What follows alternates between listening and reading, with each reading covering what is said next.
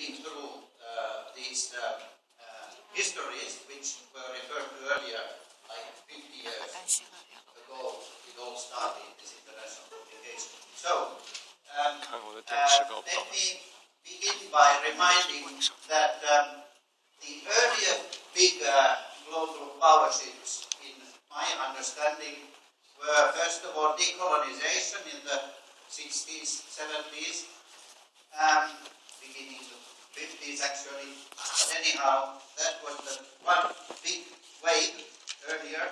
And the second big wave was more recently, we all remember that, the collapse of Soviet communism. These two big shifts, I think, should be kept in mind as a context. In this decolonization process, the central actor, as we all know, was the non-aligned movement founded in the mid-50s, and that movement was the founder of this idea of NWICO. It first was articulated in the non-aligned summit in Lusaka in 1970, passingly in some sentences in the political declaration, but then more explicitly in the summit of Algiers, where the concept of cultural imperialism was connected to the political process of decolonization. That led then to the concept of new international information order, as it first was called, in order to match with the concept of new international economic order, which was generated by the underdog intellectual community in the non-aligned movement and elsewhere in the mid-70s. And actually the birthplace of this concept, new international information order, was very precisely in Tunis at the Symposium on Information by the non-aligned movement in March 76.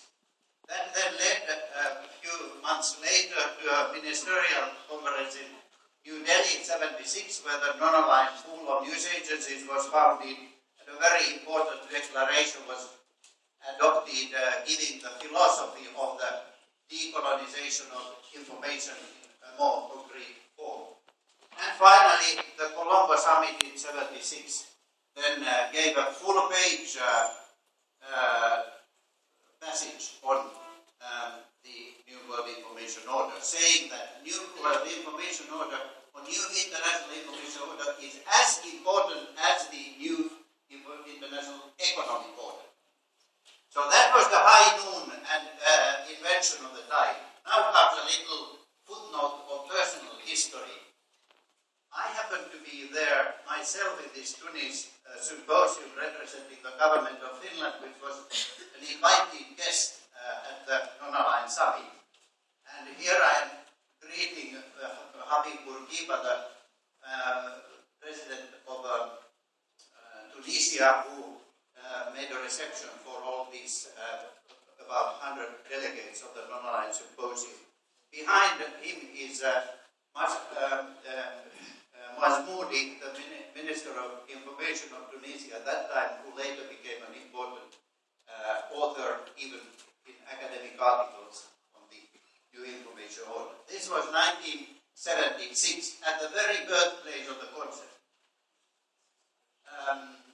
7 years later, the next picture is taken in the office of Prime Minister Indira Gandhi at the Parliament of India, when she received me during a NAMEDIA conference which the Indian academic and professional community invited. Indira Gandhi was president of the non-aligned movement at that time, and she addressed the conference together with Shaw McBride and the Director General of UNESCO. This was the high noon of the New Information Order time. And at that time, as we know, a flora of literature was published. First of all, this classic, the McBride Committee report, published in 1980, Many Voices, One World,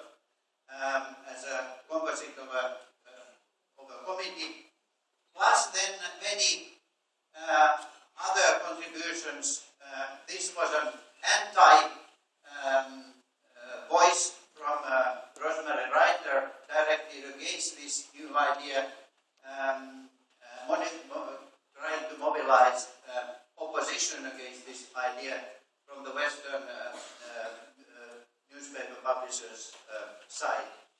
On the other hand, people like the veteran Indian journalist D.R. Mankekar published books defending and supporting affirmatively the idea of new order. Masmoudi himself also wrote a book paraphrasing the McBride report. And then there was a flora of academic readers and monographs, etc. I just picked up here this one which was published in 1999, also reflecting the later movement of civil society-related groups in support of the NWICO. But now let's go to one slide which summarizes a history of this NWICO movement. I usually do it in a series of slides, and I have several papers on this topic and many others too, but here I'm trying to, in 2 minutes, I promise, summarize. First of all, in my understanding of what has happened from the non-aligned movement initiation, there were 5 stages through which this concept developed. First of all, there was this decolonization offensive in the early 70s, political and professional and academic, which gave the concept and put it to the framework and elaborated a little bit.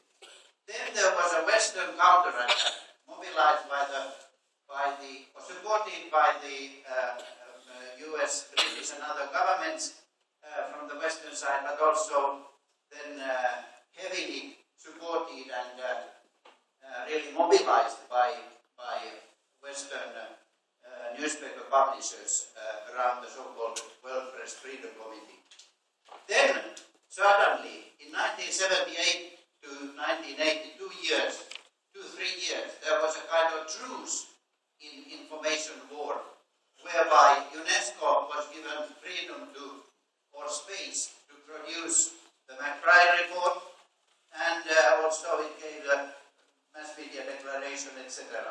And many academic programs, including the NWICO, into their curricula, even in Western liberal countries, and even United States, it became a very sexy issue, like environment or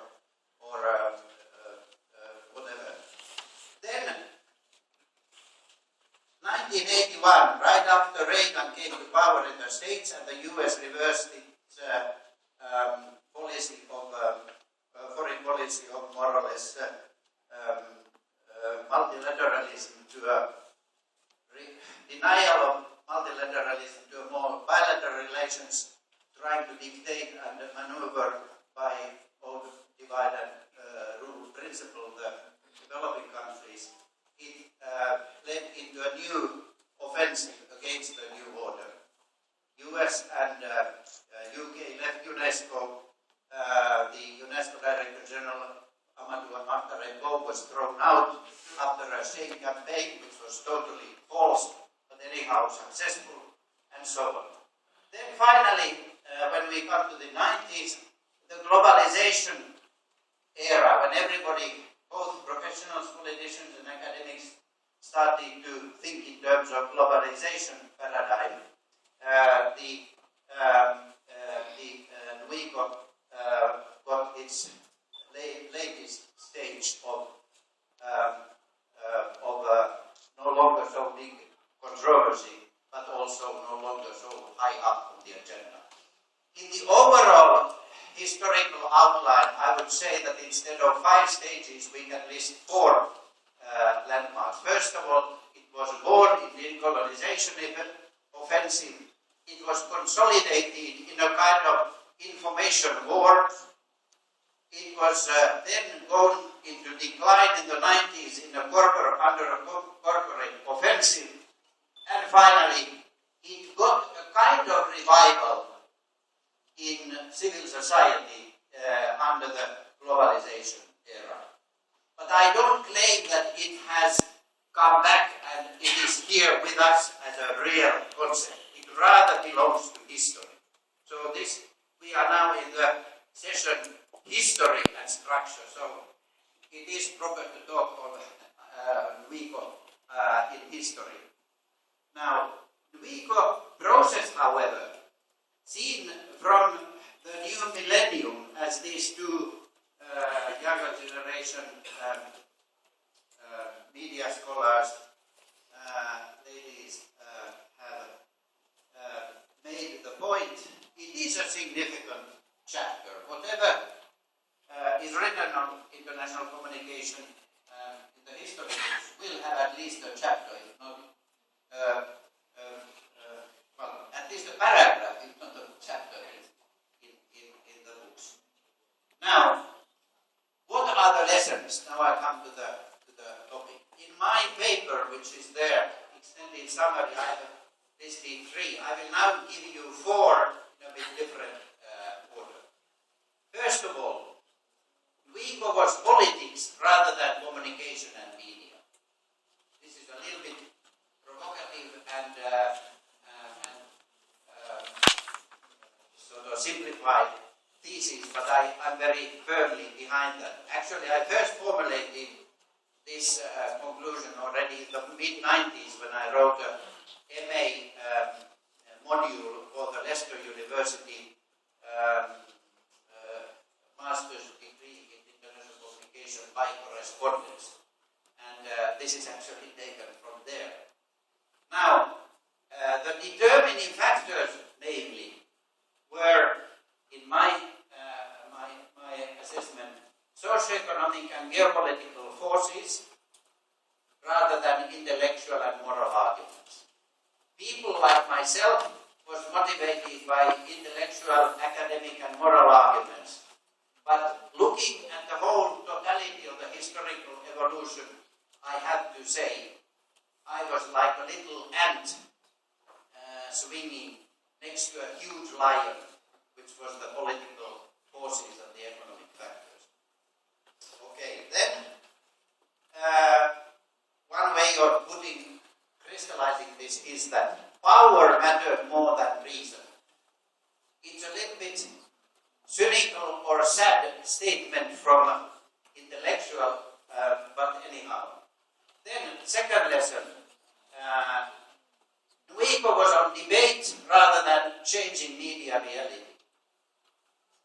So, it was media debate, not so much media reality.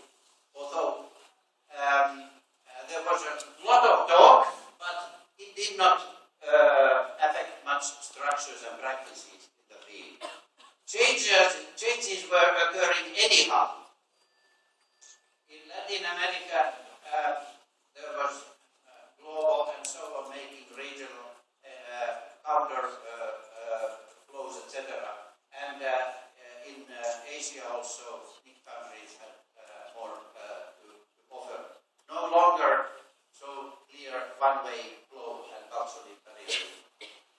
Third lesson, if I may get one minute more. NWICO survived under political pressure. The better, the more articulated was the idea, namely that the new ideas do not travel as mere political slogans, but they need elaboration in theory and even law. This is my argument, namely, conceptual clarity ensures resistance against ideological stabilization. I have a few sentences of that in my paper. And then final, fourth lesson, which I don't have in the printed version, is that NWICO demonstrates, in my opinion, the importance of a paradigmatic approach to global communication. Big picture and deep structure should be exposed. Always our study objects are surrounded by big picture and deep structure. It only needs to be exposed. And meta concepts such as order are very useful and revealing. they testify actually proper philosophical